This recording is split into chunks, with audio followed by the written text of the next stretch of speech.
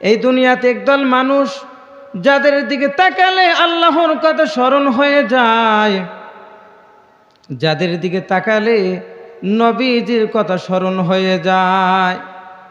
যেমন হযরতে বেলাল রাদিয়াল্লাহু তাআলা আনহু, নবীজি ইন্তেকালের পরে তার ঈমানটা আরো বেশি প্রকাশ পাইল। সবাই প্রেম মোহাব্বত ভালোবাসা লইয়া মদিনায় চলে যায়।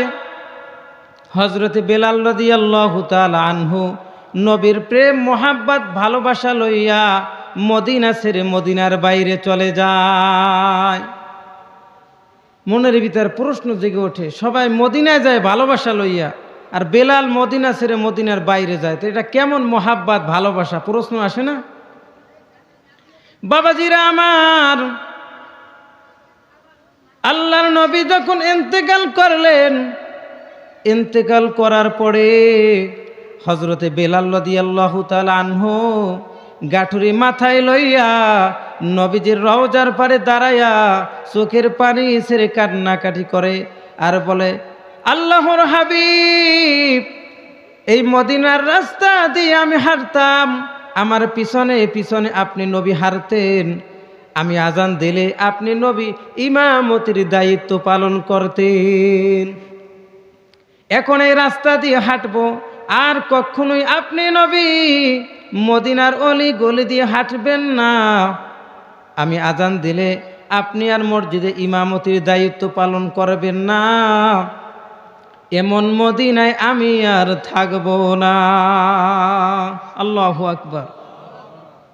হযরতে বিলালের একটা আদত ছিল, আমল ছিল, নবীজির আগে আগে রাস্তা দিয়ে হাঁটতো। রাস্তায় কোনো কষ্টদায়ক কোনো কিছু আছে কিনা, দুশমনেরা কাটা ফেলে রাখছে কিনা, নবীজির পায়ে না ঢুকে আমি বিলালের পায়ে যাতে করে ঢোকে, এই জন্য নবীজির আগে আগে হাঁটতেন। বলেন সুবহানাল্লাহ। বাবাজিরা আমার, এমন প্রেম মোহাব্বত ভালোবাসা হযরতে বেলালের মধ্যে ছিল।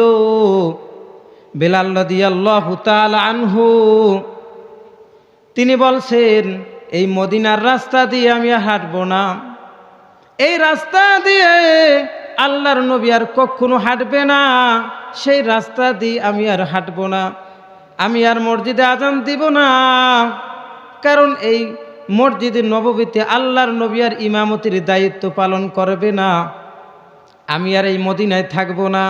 হযরতে বেলাল রাদিয়াল্লাহু তাআলা আনহু তিনি নবীজির রওজার পাড়ে দাঁড়াইয়া আক্ষেপের কান্নাকাটি করে তিনি মদিনা ছেড়ে মদিনার বাইরে চলে গেলেন।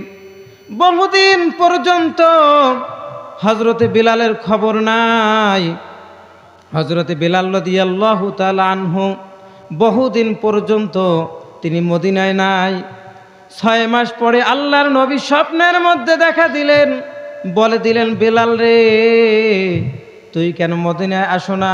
সবাই রওজার পাশে এসে জিয়ারত করে চলে যায়, তুই কেন আসো না রে?